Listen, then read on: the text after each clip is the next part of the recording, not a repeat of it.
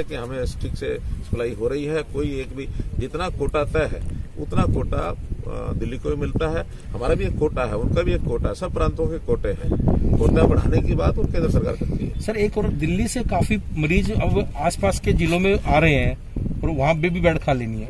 देखिए मैंने बताया जितना पेशेंट्स बढ़ रहे हैं, पेशेंट को तो जहां यानी लगता होगा उसको उम्मीद है कि कहाँ मुझे हॉस्पिटल में जगह मिलेगी, वो आ जाता ही है। जहां जहां उसकी आवश्यकता पूर्ति होती है वहां पेशेंट जाएगा, वो दिल्ली का हो हरियाणा का हो। अभी कोई बंधन नहीं है कि अभी किसी जगह के पेशेंट कहाँ जाएंगे। बीमारी है, उसका इलाज करना ही हमारा दायित्व बनता, फर्ज बनता, हम करें। आज पानीपत का दौरा कहाँ का निरीक्षण किया और क्या कुछ कमियां पाई, क्या कुछ है सर?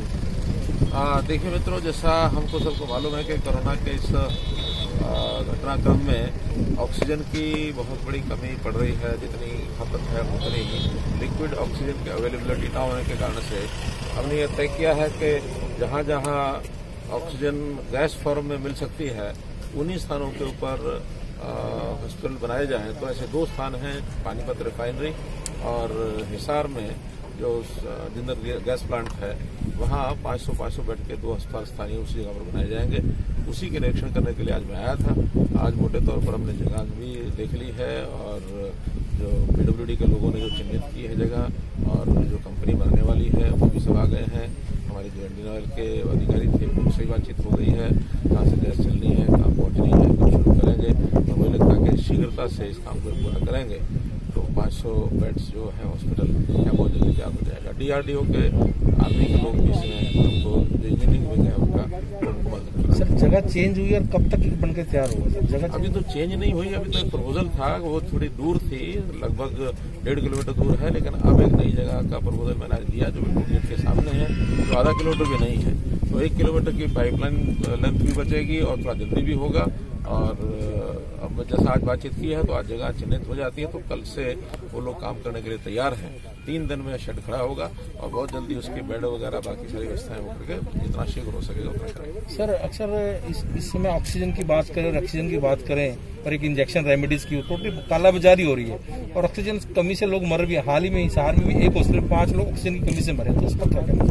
देखिए वो सारी जांच हमने बैठा दी है। हिसार की भी जांच जो है मजिस्ट्रियल जांच होगी उसकी कि क्या वाकई वो किसी मिसमैनेजमेंट के कारण से हुआ है ऑक्सीजन, क्योंकि ऑक्सीजन की कमी नहीं है, न हिसार में है न किसी और शहर में है, लेकिन कहीं ना कहीं कोई मिसमैनेजमेंट होती है।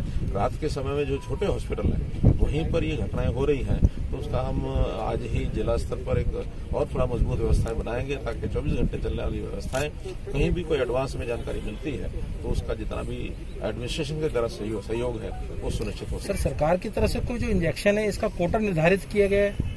हाँ, ये जो इंजेक्शन है रेमडेसिविर के, ये जितने सरकारी कोटे में मिलते हैं वो सब हम सरकारी अस्पतालों में देते हैं। बाकी प्राइवेट डीलर जो है वो लेकर के आते हैं, वो प्राइवेट हॉस्पिटल में देते हैं। लेकिन कल हमने एक व्यवस्था बनाई है कि प्राइवेट के ऊपर भी नजर रखी जाए कि वो भी उसकी ब्लैक मार्केटिंग न करें, बल्कि जो इंजेक्शन डॉक्टर स्पेसिफाई करता है, डॉक्टर जो उसको रिकमेंड करता है, तो उसी को इंजेक्शन मिलना चाहिए और इधर न जाए उसका भी वो लोग अकाउंट रखेंगे और इसका पालना की जाएगी कि कोई भी इंजेक्शन जो है वो ब्लैक मार्केट में न बिके। सर मुख्यमंत्री अरविंद केजरीवाल ने जब पीएम साहब की मीटिंग थी तो उसमें पड़ोसी राज्यों में ऑक्सीजन रोकने के, आप हमारी बात करो और किसी की नहीं। पड़ोसी राज्य ऑक्सीजन